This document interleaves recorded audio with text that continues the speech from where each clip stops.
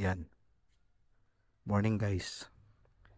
So ngayong araw ay testingin natin yung setup na to. Ito yung clamp type na Motowall phone holder. Reset natin yung trip. Yan, para mabilang natin kung ilang mileage. Kung hindi siya, luluwag. Okay. Magre-record na ba? Magre-record na tayo. Check natin kung nahigpitan natin ng todo. Kung mahigpit na siya guys. Let's go. Na-obstructan nung windshield natin. Okay lang yan. So ikot lang tayo guys. Siguro mga 20 kilometers yung pupuntahan natin balikan. So mga 40. So try natin kung kaya niya sa mga medyo mahabang biyahe. Yun, let's go.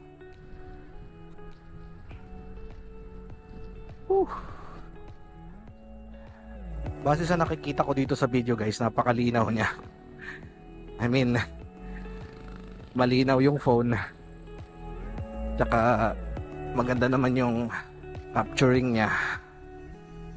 So bali meron pa akong isang ganitong mounting. It's mirror type. Ito, ginagamit natin doon kay Lolo. So ito pinadala sa atin to ni seller para ma-try yung clamp type naman. So almost the same. Ang pagkakaiba lang talaga niya is yung mounting bracket niya is ito clamp type. So pwede mo siyang ilagay sa mga naked handlebar. Yan. Pwede siya dyan. And then yun, napakadali niya.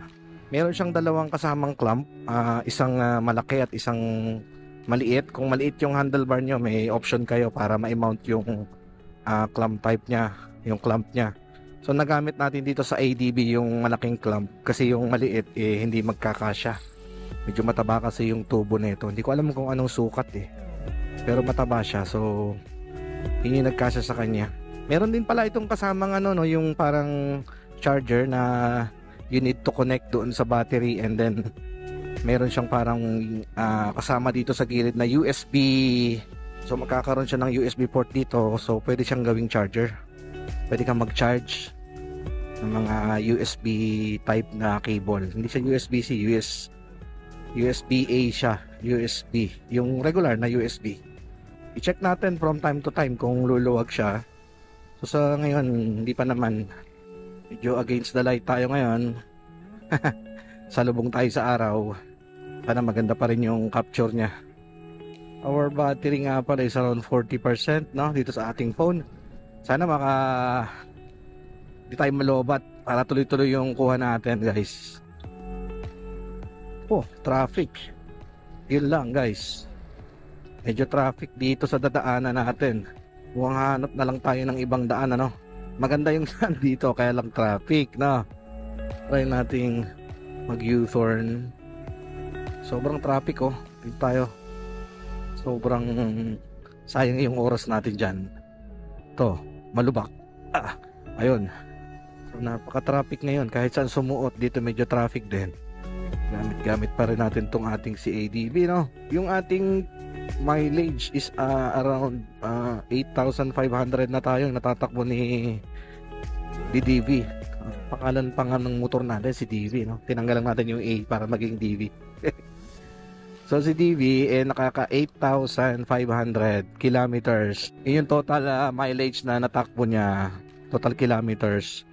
So 1 year na rin siya ngayong buwan ng February nung sinushoot tong video na to. So ang price niya, etong medyo mas mataas yung presyo nung merong kasamang charger Puro hindi ko naman magagamit yung kanyang charger, yung USB type. Kasi yung motor natin meron na, pero kung yung motor nyo is wala pang USB saksakan dito sa unahan, pwede po siya. So meron siyang kasamang cable, pwede mo siyang i-linya papunta doon sa battery mo. Siguro lagyan nyo ng protection ng fuse para mas safe. Yun, so dito hindi na natin kailangan kasi meron na siyang USB outlet dito. So actually ngayon naka-charge yung ibang battery ng GoPro natin dito. So makikita nyo naman dyan sa video yung kuha nung ating phone na nakamount sa Motowall phone holder. Yung kuha dito sa GoPro, no? Kita ba? Hopefully kita, no?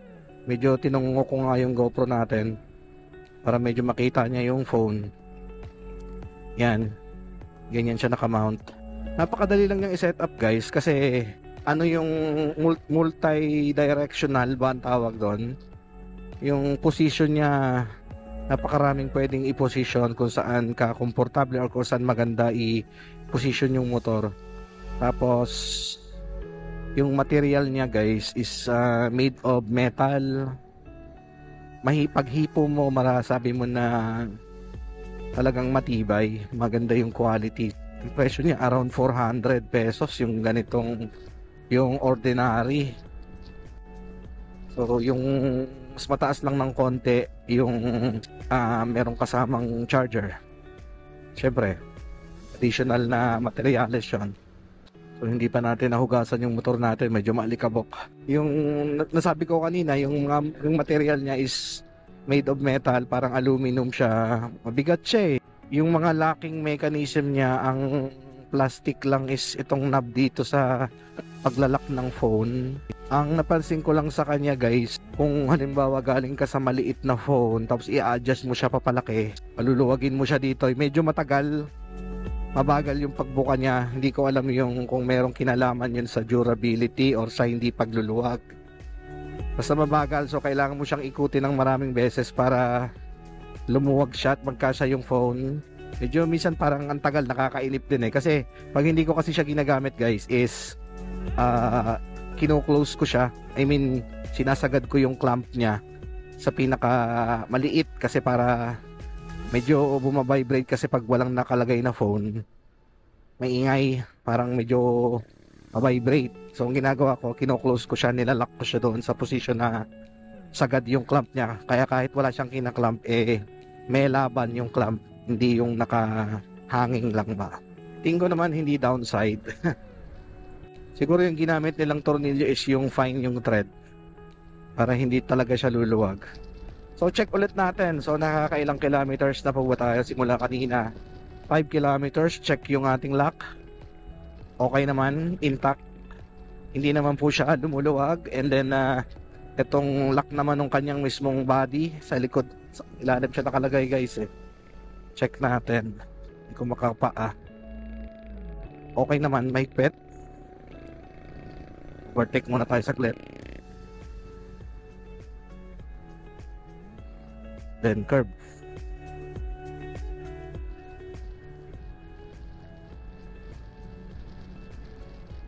Ayun.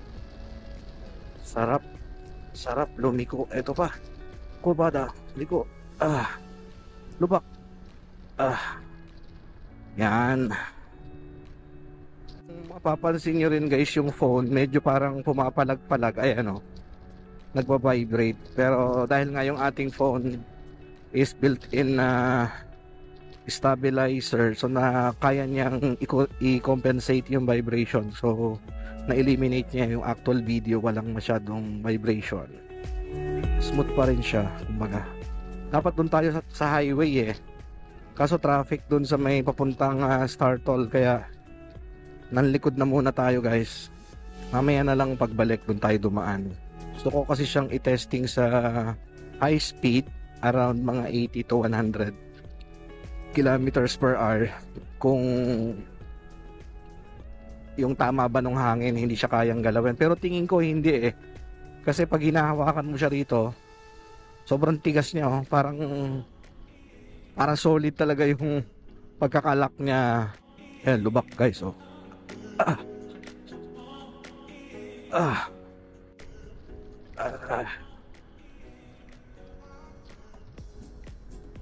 So okay lang pala dito tayo dumaan. Pangit din pala yung kalsada rito. Matetest din natin talaga yung yung bump ng kalye, yung mabump na kalye, kung kaya niyang pagalawin yung natin, phone. Ayan o. Talagang tumatalbog-talbog tayo, guys. Medyo mabigat din yung phone natin, mabigat. Isa ito sa pinaka mabibigat na phone, 11 Pro Max. kung ito ma-handle ng holder, ng phone holder natin, lalong kayang-kaya niyang i-handle yung magagaan, ano.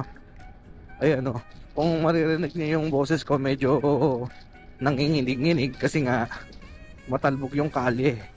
Dahan lang tayo rito kasi hindi ko kabisado tong daan na to eh. Pero para nakadaan na ako dito before, yun, may maliit na tulay. So, bigayan kasi hindi kasya po ang dalawa doon sa tulay. Ano natin? Ano? Ito.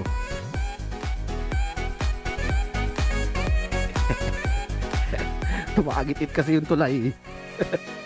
Baka gumuho. Masama tayo. Alright. Actually, may mga video clip na akong na-upload. Na testing ko rin ito doon sa amin lang. About 14 kilometers balikan. So, panoorin nyo na lang. Pinoy Ride.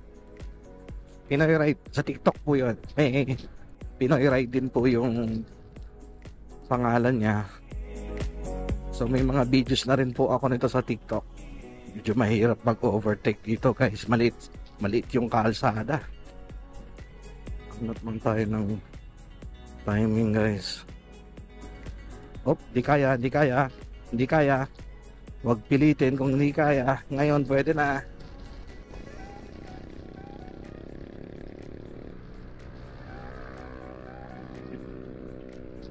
Madali si kuya. Marami pang i-deliver.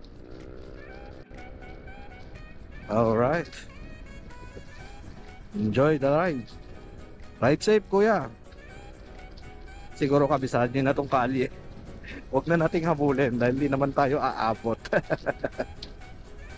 Tunog pa lang eh. Alright. To medyo bankingan. Oh, safe ba? Oh, right.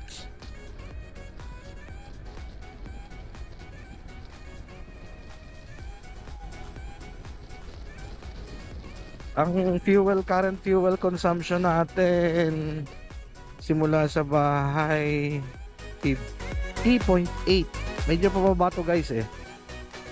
From my location kanina, pinanggalingan natin papunta dito sa way na to, medyo pababa, kaya medyo matipid ang consumption natin today. Kaya okay lang. So mamaya makukuha natin yung average. Pag bumalik tayo, sigurado bababa ang consumption natin. I mean, mas tatakaw yung consumption natin. So yan, kanina kung nag-highway tayo, dapat dito tayo lalabas. Yan ang highway na yan. Sa kanan na yun. Dahil traffic, nag-shortcut tayo. Hindi ko alam kung shortcut. Mukhang shortcut, ang bilis eh. Total kilometer na natatakbo natin, 11.8 kilo to almost 12 kilometers. Check natin. Okay lang. Okay lang yung mga lock niya. Okay lang. Hindi siya lumuwag. Ito, mas marami pa dito mga talbog-talbog. Medyo kayang makakataw sana natin, ano. Medyo madaming sasakyan eh, kaya hindi tayo makahataw ng medyo matulin eh. Pinakamatulin natin is 70 or 80 ata. Oops.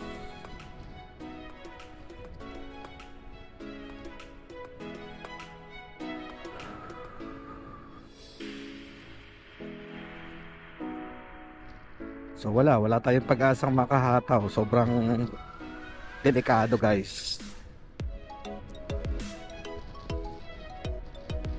Lapit na rin kasi tayo doon sa pupuntahan natin. O 13 kilometers na. Siguro mga 7 kilometers na lang or 8 nandun na tayo. Ayan, hataw tayo.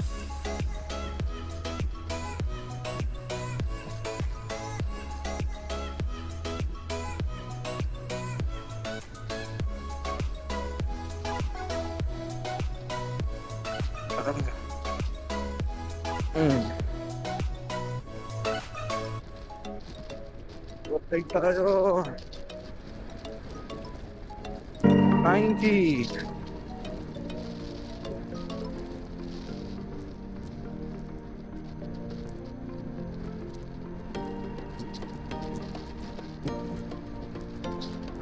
Tama na guys. Woo! Talbog. Ginagawa yung tulay. Ito, matalbog. Yun. Mate-testing. So, check. Wala naman. Check. Okay. Tuloy lang. Itong sementado na to, certified na matalbog to. Bagong gawa to pero concrete kasi siya. Kaya matalbog.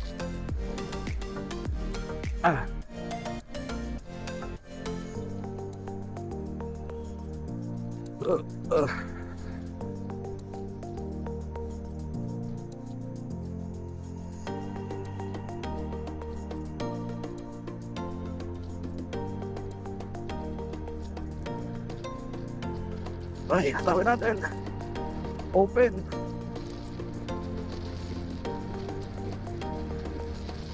$96.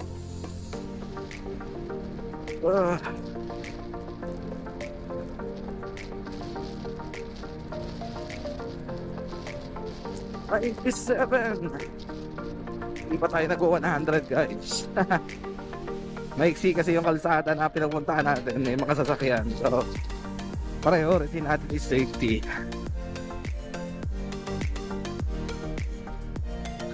Yan o. Kita naman yung talbog. As in sana maganda pa rin yung yung video.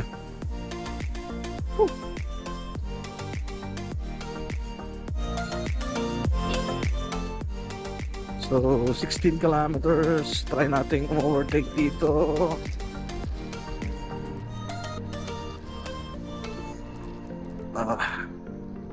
Okay, slow down. Intersection. Yun, makinis na. Asfalto na. Banking konti.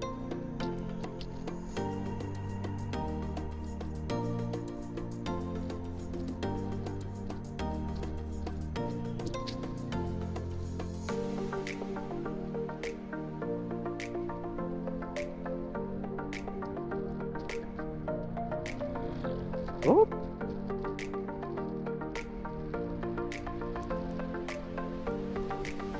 Alright. Ingat. May iniwasan yata na manok. Natin. Okay. Sikip. Intact. Diretso. Tuloy ang bange. Average fuel consumption is 53.1. So kaliwa tayo rito. Total kilometers na tinakbo na natin is 19.3. Check. Okay, matibay. Walang luwag. Sarado rito. Dito sana tayo dadaan kaso sarado eh. So welcome to Ibaan. Medyo mabagal si kuya. Yeah, yun. Naghahanap pala siya ng parking. Okay. So, alright. Humps. Oop. Okay. Ayan o. Talbog. Talbog pa.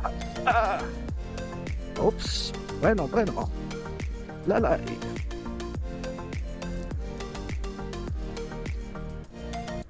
Let's go. Talbog pa more.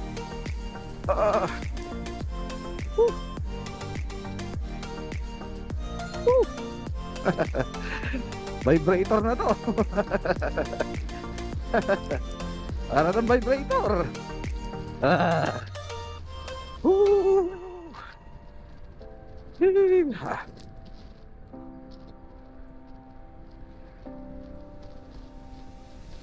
Ah.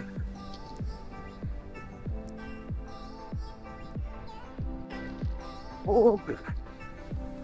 Ah. Ah.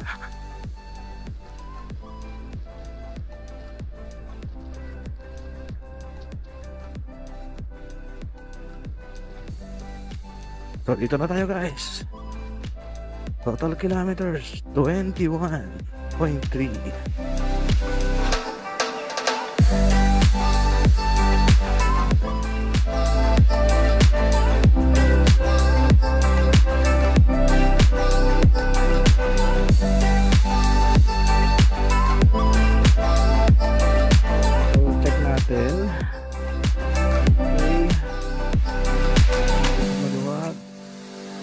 Guys, hindi kayang tanggalin, sobrang sikip pa din. Ayun guys, balik na tayo, nagpahinga lang tayo, tapos balik na tayo. Sorry, ang total na takbo kanina is 21.3. so doon ulit tayo dadaan. Ang fuel consumption niya guys is 51.5. so malamang bababa yan kasi packet naman to. Siguro mga 45, 44, 45. Yan. Kita nyo naman yung top box ni kuya. Tumatalbog-talbog. Matalbog yung kalye. So check ko lang ulit kasi tinanggal ko to kaninang phone pagdating sa bahay. Higpit naman. Dadaan na lang ako saglit. Wait lang. Yun guys, dumaan lang tayo dito. Ayan o, ginagawang bagong kainan dito yan sa ibaan sa kamag-anak namin. So pag nag-opening yan, puntahan natin guys. So tuloy na ulit tayo guys. Dumaan lang ako kasi nakita ko yung motor. Ayan dyan. Dito yan sa gilid ng sementeryo. So malapit na sila mag-opening. So ini-invite tayo sa opening. So tuloy ang testing. Hapit muna, hapit check, okay. So hapit check, okay. So dito lang ulit tayo dadaan sa dinan natin kanina. Actually may way dito sa kanan eh, dun sa diretso na yon. Pero dito muna tayo dumaan. Baka makatsyempo dito tayo ng stretch. Is dun tayo mag-testing. Saka mas mabilis yung biyahe dito eh. Mas malayo pero mas mabilis. Medyo bilisan natin kasi umahapon na. Ayan, ang oras natin is 5:22 in the afternoon. Ayoko kasi kaninang umalis ng maaga kasi mainit.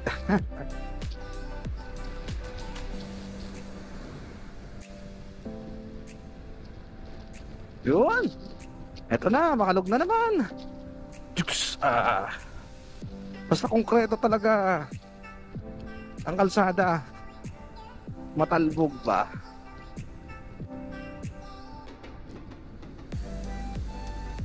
Kaya yun naman talaga ang purpose natin. Kaya dito tayo dumaan kasi matalbog yung kalsada para matesting natin yung motovlog phone holder for motorcycle clamp type. Yung clamp niya kanina hinipo ko, chinek ko, intact pa rin siya, hindi siya lumuluwag. Ayan, bumababa na yung ating kilometers per liter, 48.4. Kasi packet naman tayo.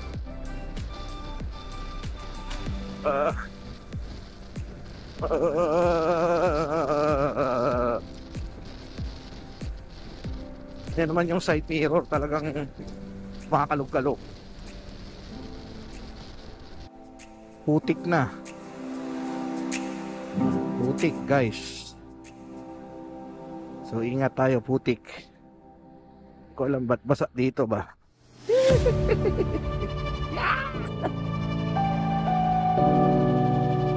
Nandahanin lang natin at medyo malagkit yan. Alright.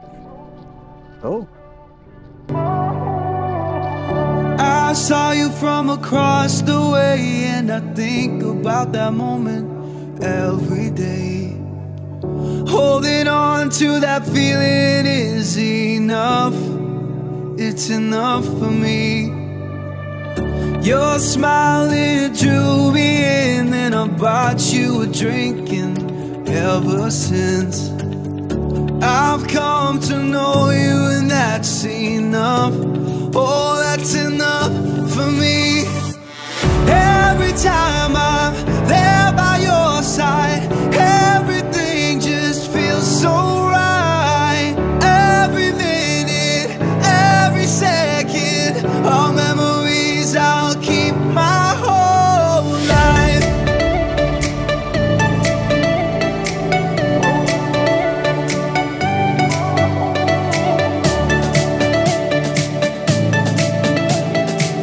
All memories I'll keep my whole life.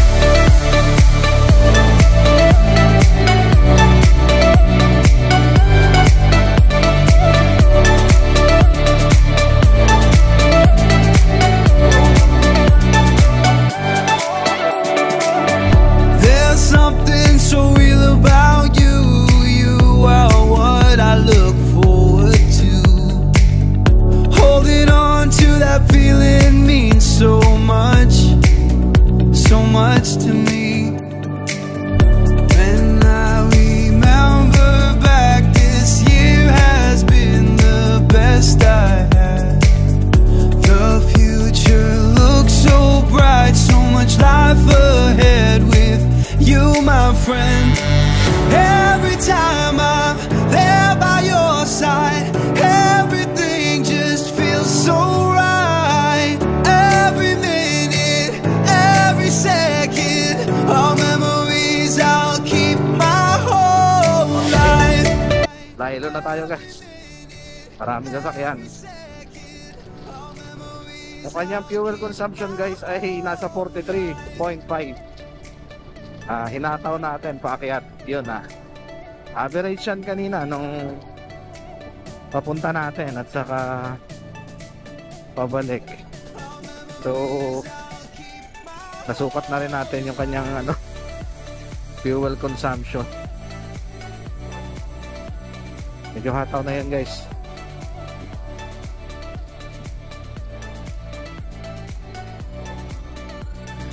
Lock check, lock check. Okay siya. Everything is intact. Oops.